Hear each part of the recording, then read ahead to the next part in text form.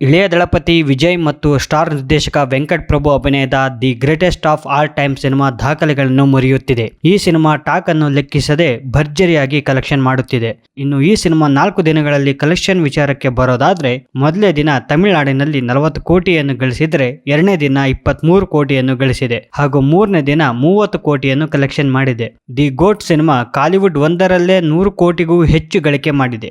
ತೆಲುಗಿನಲ್ಲಿ ಮೊದಲನೇ ದಿನ 3 ಕೋಟಿ ಹಾಗೂ ಎರಡನೇ ದಿನ 1.5 ಕೋಟಿ ಹಾಗೂ ಮೂರನೇ ದಿನ 2 ಕೋಟಿ ಕಲೆಕ್ಷನ್ ಮಾಡಿದೆ.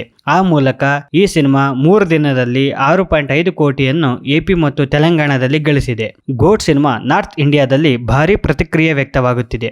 ಮೊದಲ ದಿನ ಈ ಸಿನಿಮಾಕ್ಕೆ 2 ಕೋಟಿಯನ್ನು ಕಲೆಕ್ಟ್ ಮಾಡಿದ್ರೆ, ಎರಡನೇ ದಿನ 3 ಕೋಟಿ ಹಾಗೂ ಮೂರನೇ ದಿನ 3 ಕೋಟಿ ಕಲೆಕ್ಷನ್ ಮಾಡಿದೆ. ಆ ಮೂಲಕ ಕಳೆದ 3 ದಿನಗಳಲ್ಲಿ ಈ ಸಿನಿಮಾ 8 ಕೋಟಿ ರೂಪಾಯಿಗಳನ್ನು ಗಳಿಸಿದೆ. ಈ ಸಿನಿಮಾ ಬಾಲಿವುಡ್ ನಲ್ಲಿ 1 ದಿನ ತಡವಾಗಿ ಬಿಡುಗಡೆಯಾಗಿರುವುದು ಗೊತ್ತೇ ಇದೆ. ದಿ ಗೋಟ್ ಸಿನಿಮಾ 4ನೇ ದಿನ ಭರ್ಜರಿಯಾಗಿ ಕಲೆಕ್ಷನ್ ಮಾಡಿದೆ. ತಮಿಳಿನಲ್ಲಿ 30 ಕೋಟಿ, ತೆಲುಗಿನಲ್ಲಿ 1.5 ಕೋಟಿ, ಕನ್ನಡದಲ್ಲಿ 3 ಕೋಟಿ ಹಾಗೂ ಮಲಯಾಳಂನಲ್ಲಿ 50 ಲಕ್ಷ, ಜೊತೆಗೆ ಹಿಂದಿಯಲ್ಲಿ 3 ಕೋಟಿಯನ್ನು ಕಲೆಕ್ಷನ್ ಮಾಡಿದೆ.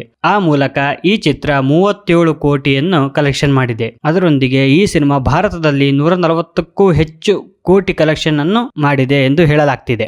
ಇನ್ನು ಈ ಚಿತ್ರದ ವರ್ಲ್ಡ್ ವೈಡ್ ಕಲೆಕ್ಷನ್ ಅನ್ನು ನೋಡೋದಾದ್ರೆ, ಮೊದಲನೇ ದಿನ 126 ಕೋಟಿಯನ್ನು ಗಳಿಸಿದ್ರೆ, ಎರಡನೇ ದಿನ 55 ಕೋಟಿಯನ್ನು ಗಳಿಸಿದೆ. ಇನ್ನು ಮೂರನೇ ದಿನ 64 ಕೋಟಿಯನ್ನು ಗಳಿಸಿದ್ರೆ, ನಾಲ್ಕನೇ ದಿನ 60 ಕೋಟಿಯನ್ನು ಕಲೆಕ್ಷನ್ ಮಾಡಿದೆ.